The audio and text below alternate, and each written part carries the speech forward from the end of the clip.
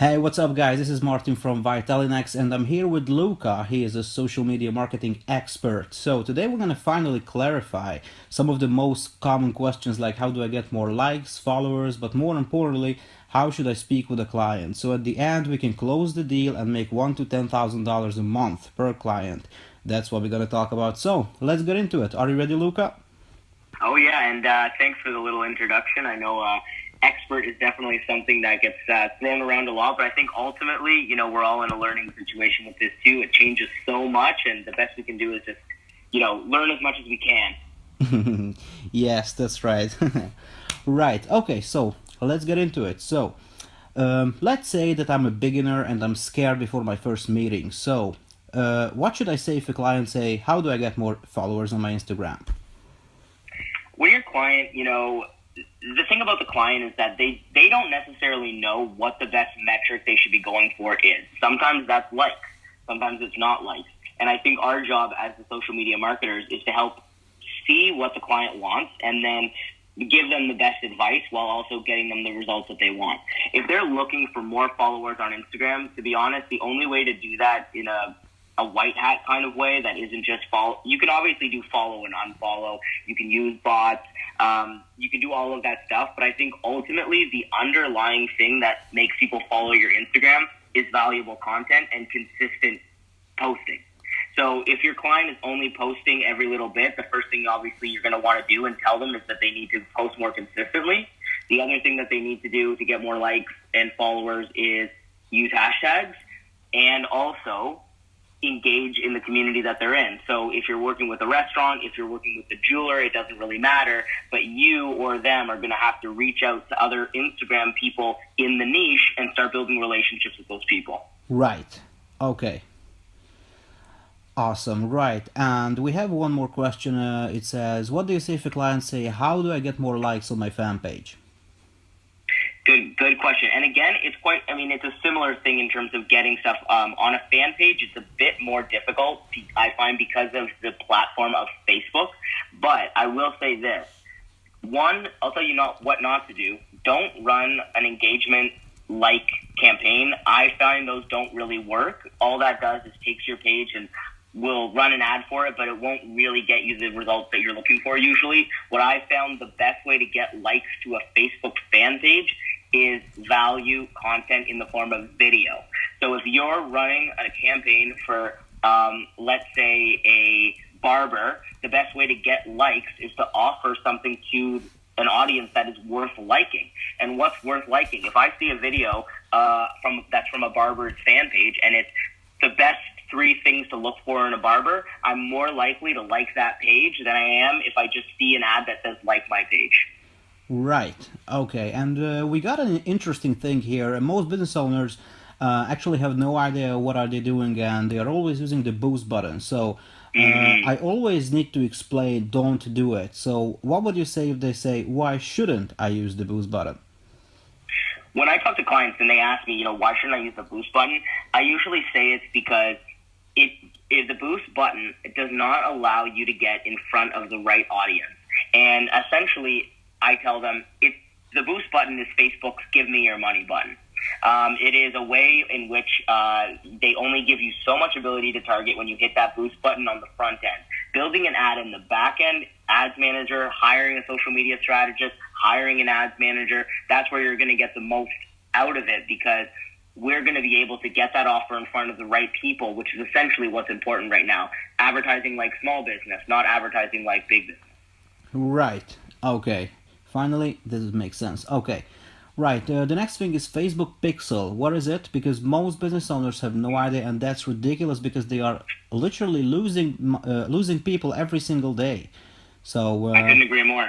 Yeah. Yeah, I couldn't agree more. I think not having the pixel is a big mistake. I do a lot of consulting, and I find that I'm surprised about how many people don't have a pixel installed, or they tell me that their clients don't want the pixel installed. I mean, there's a whole bunch of reasons why it's not there, but the issue is that the pixel is a cookie, and I know everyone's heard those words before. It's a little bit of code that goes on a website that tracks the activity of that website, who's coming on it, and starts to give you back that psychographic and demographic data. If you have the pixel, it's a a learned bot, which the best thing about that is that the pixel on the website is that code that's going to learn your audience. It's going to learn who purchases. It's going to learn who's viewing the content. All Facebook. It's the free Facebook tool. And so people usually think that they can just sell right off cold traffic. The pixel allows you to take cold traffic, turn it into warm traffic, because now you've cookied them in their browser essentially, and then allows you to retarget content back to those exact people based on what page they were on, how long ago they were on that page, how they found out about your content. It is the most powerful and versatile tool that Facebook offers. Right. Okay. And we have a few more things as well. Just hold on a second. Let me have a look. The next thing is, most people are struggling with the affinity score, and now it's gone. So how should I shoot on other Facebook fan pages? It's kind of amazing. I mean, when the affinity score was gone, I felt like I was just hit in the face because I used Audience Insights a lot. I actually stopped using Audience Insights after that. And the way that I've gotten around it is I do mostly just Facebook. I use Facebook searches to find me a fan page that Facebook allows me to target. I just need one. Once you plug that one fan page into the audience set that you're building, it's going to give you a bunch of suggestions of pages or brands or blogs that relate to the keyword that you just put in or the page you just put in. Now, that's basically how I've been doing it, and it's been pretty successful since then. But I know that the loss of affinity scores is definitely a big burn, you know? But that's how I've been getting around it. Mm-hmm. Right. Okay. What's the best website for keyword research? Honestly, I think, there's the free Google keyword tool, which I used for years before I even did Facebook advertising. When I was doing Bing advertising and Google AdWords, I used the Google keyword tool, and I would find long-tailed keywords, you know, that I could actually target. You know, what is the best wine store in the city? Not just wine, right? But I think with Facebook and with Instagram, hashtags are now the new ability to search. I honestly look up hashtags in Instagram, and those act as my keywords for Instagram. And for Facebook, I don't really even use those kind of tools, because this is the best part. Facebook, if you put in different interests into audiences, it kind of acts as a keyword system, because it's going to take that aggregate data of what people are searching and what they're doing online, and it's almost better than keywords, in my opinion, because most people aren't searching on Google anymore in the same way that they did. Most people are clicking people that are tagged and stuff, or things that are being shared. And so as long as Facebook is really giving you the best data and consistently does that, I mean, to me, those are the best keywords, is what Facebook is giving you to target. Right.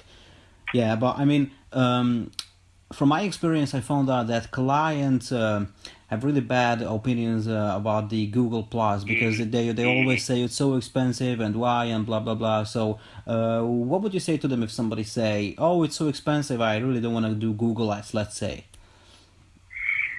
Okay, well, what I'll say to you and what I'll say to them is probably different. When I hear that type of stuff, honestly, I feel like it signals a client that I don't want to work with, to be honest.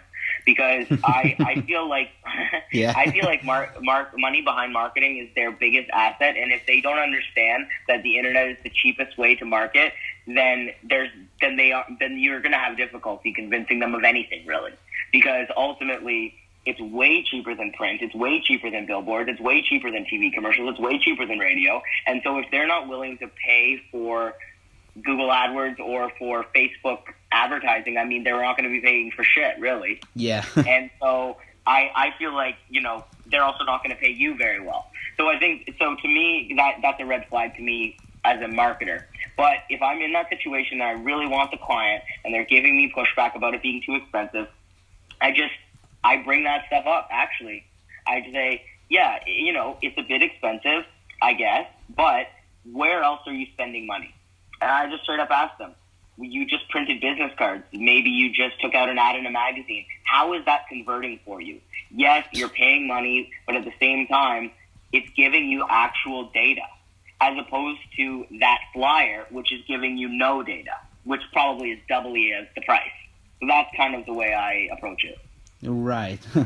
By the way, 2 weeks ago, I just spoke with a restaurant owner who spent $1,500 to place himself in a newspaper, which obviously I think it's the worst marketing ever. So. Oh, totally. And That's the thing. It's romantic. It's just them wanting to stick with what they know. When really, for $1,500, you could get so many eyeballs in front of your offer, way more than any magazine, obviously. Exactly. Or you can spend that $1,500 maybe on someone who is actually specialized, and you can, and I think you can obviously hire him for a month. So yeah, exactly. This is just unbelievable. I mean, sometimes people are so crazy.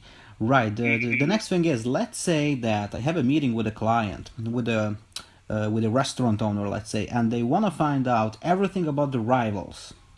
What's the best thing? What would you say to them? I Google. First off. What I do is I try to get my head in the customer, and I Google exactly what I think they would Google if they were going to stumble upon what I was offering.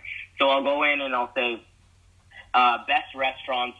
I'm from Toronto, so best restaurants in the Toronto area, and I'm going to look up who's around there, and I'm just going to target those restaurants as long as they appear in Facebook, because the main thing that I find, from a marketing perspective is just, it's equal parts marketer, equal parts looking at it from the customer's perspective. And so if I was a customer and I wanted to find this offer, what would I be looking for? And if I look for it and this restaurant doesn't come up, then I know that work needs to be done.